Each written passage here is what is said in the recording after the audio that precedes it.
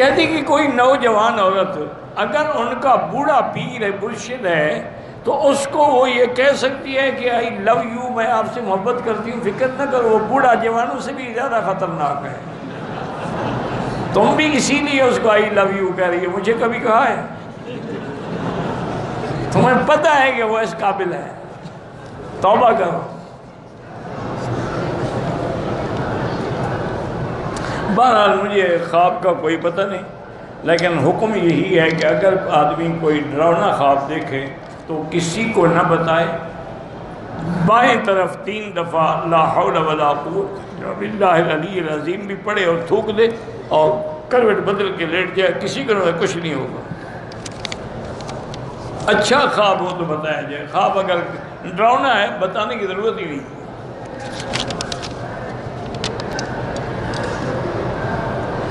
میرے نکاح کو 3 سال ہو گئے لیکن ابھی تک رخصت ہی نہیں ہوئی، آپ بھی وہی سورۃ الرحمن 3 دفعہ پڑھ کے دعا کریں کہ یا اللہ اگر تیرے حکم سے یہ نکاح ہوا ہے اور میرے لیے خیر ہے تو رخصتی بھی ہونی چاہیے۔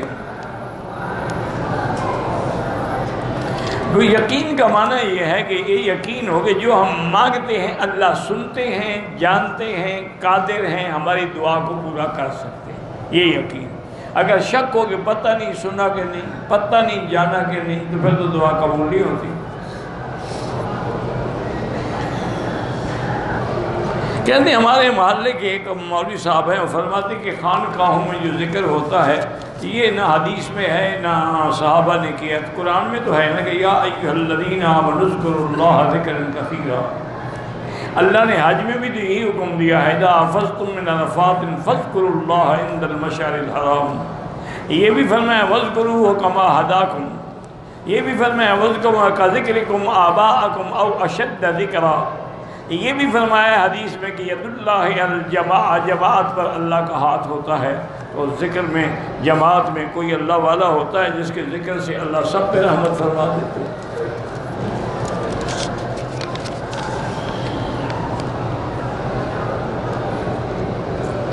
میں 7 ماہ کی حاملہ عورت ہوں، مجھے سجدے کرنے میں تکلیف ہوتا ہے، آگے کوئی چیز رکھ لیں اس پہ سجدہ کر لیا کریں، کوئی بات نہیں، اگر واقعی آپ مجبور ہیں۔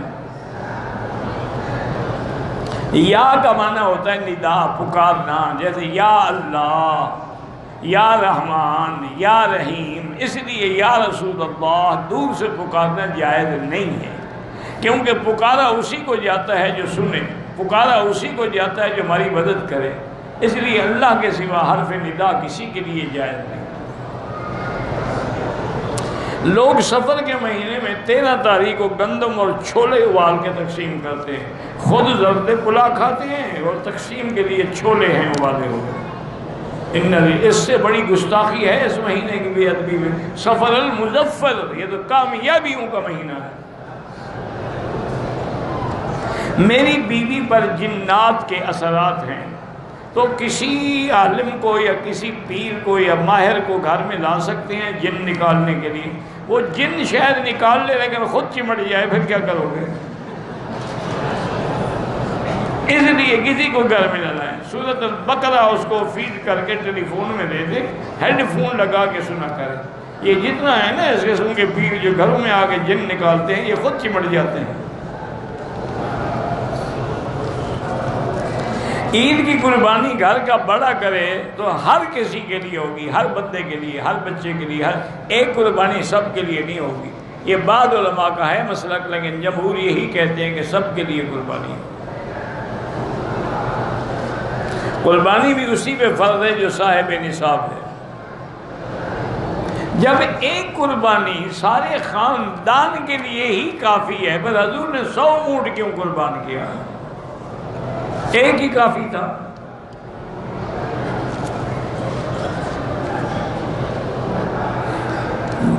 جب دکان میں جائیں یعنی دکان کھولیں یا گھر میں داخل ہوں دروازہ اس وقت پڑھیں بسم اللہ والصلاۃ والسلام علی رسول اللہ صلی اللہ علیہ وسلم اور قل هو اللہ احد پوری صورت، تو رزق میں برکت ہوتی ہے۔ غیر مسلم کی لڑکی سے نکاح جائز ہے اگر یہودی یا نصرانی ہے، اگر ہندو سکھ ہے تو جائز نہیں ہے۔ اگر والد صاحب دین کی تبلیغ سے منع کرے پھر ان کی بات نہیں ماننی چاہیے، ان کو قائل کریں۔ دین کے خلاف کسی کی بات نہیں مانی جاتی۔ لا طاعت لمخلوق فی معصیت الخالق۔ اونچی آواز میں ذکر کریں، اونچی میں کریں، آہستہ کریں، جیسے لبیک اونچے میں پڑھا جاتا ہے، باقی ذکر آہستہ کیے جاتے ہیں، سب جائز ہے انشاءاللہ۔ اذان سے پہلے صلاۃ و سلام پڑھنا بدعت ہے، نہ قرآن میں ہے نہ حدیث میں۔ جادو کا علم جادو کے توڑنے کے لیے بھی نہ سیکھیں، کیونکہ اسی میں پھر بندہ مبتلا ہو جاتا ہے۔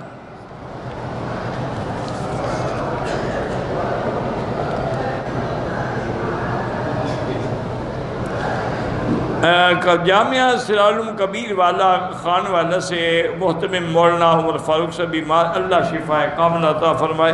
وہ ایک بہت بڑا دینی مدرسہ ہے، اس کی بہت بڑی تاریخ ہے، میں بھی گیا ہوں الحمدللہ اس مدرسے میں ایک دفعہ۔ عورت کو حیض کی بیماری ہو اور وہ طائف جانا چاہتی ہے تو نہ جائے، ورنہ اس کو نیت کرنی پڑے گی عمرے کی، پھر بیٹھی رہے گی اسی عمرے میں، کوئی ضروری تو نہیں ہے کہ طائف جائے۔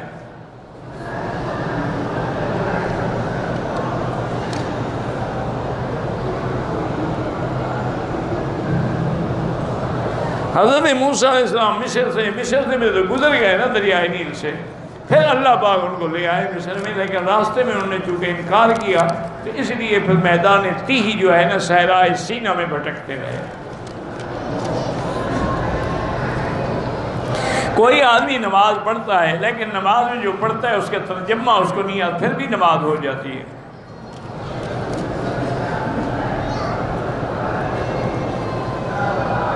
طواف کے دوران میں کسی بزرگ کی ویل چیئر چلا سکتے ہیں، بالکل چلا سکتے ہیں۔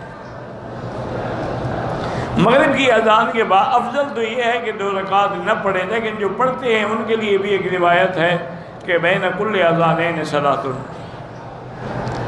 ختم شریف پڑھ سکتے ہیں، جو آج کل مولویوں نے بنایا ہوا ہے ختم صغیر ختم کبیر، یہ بدعت ہے۔ مسلمان قبروں کی زیارت کر سکتے ہیں لیکن قبروں پہ سجدہ بھی نہیں کر سکتے، پھول بھی نہیں چڑھا سکتے، چادریں بھی نہیں ڈال سکتے اور ان سے حاجتیں بھی نہیں مانگ سکتے۔ میں چاہتا ہوں کہ میرا رزق مکے میں اللہ سے مانگتے رہو۔ میری بیٹی کا شوہر ناروا سلوک کرتا ہے، غصے میں ہمیشہ طلاق کی دھمکی دیتا ہے، تو یا لطیف و یا ودود اللہ کے نام ہیں، روزانہ ہر نماز کے بعد ایک تسبیح پڑھ کے دعا کیا کریں۔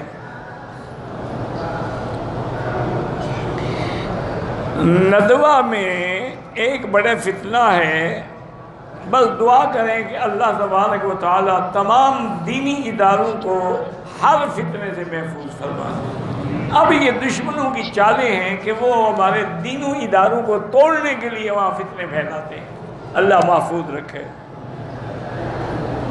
کہتے ہیں مصر میں فرعون کی لاش دیکھیں، وہاں آرام مصر ہے، آپ بھی جا کے دیکھ سکتے ہیں، کوئی دیکھنے والی چیز ہے؟ وہ تو پتھر بن گیا نا، کوئی بندوق کی حالت میں تھوڑا پڑا ہوا ہے، اور وہاں تو کئی فرعون پڑے ہیں۔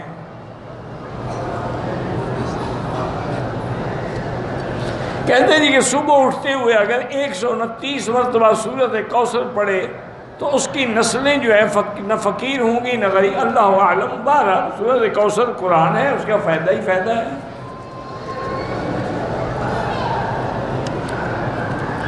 اللہ ہر مسلمان کی بیٹیاں جو بیچاری جن کے رشتے نہیں ہیں اللہ آسان کرے، اور سب کو اللہ خیر کے اور رحمت کے رشتے عطا فرمائے۔ میں نے مدینہ جاتے ہوئے طواف الوداع کر لیا تھا، مدینہ سے آتے وقت احرام باندھ لی، مجھے حیض آ گیا، اب میرے جانے کا وقت ہے، آپ نے چونکہ نیت کر لی، اب آپ نہ جائیں، بیٹھی رہیں، جب پاک عمرہ کر کے جائیں، باقی طواف الوداع آپ پہ ضروری نہیں ہے، کیونکہ اب آپ عمرے کی نیت کر کے آ گئی ہیں تو اب آپ مجبور ہیں کہ بیٹھی رہیں۔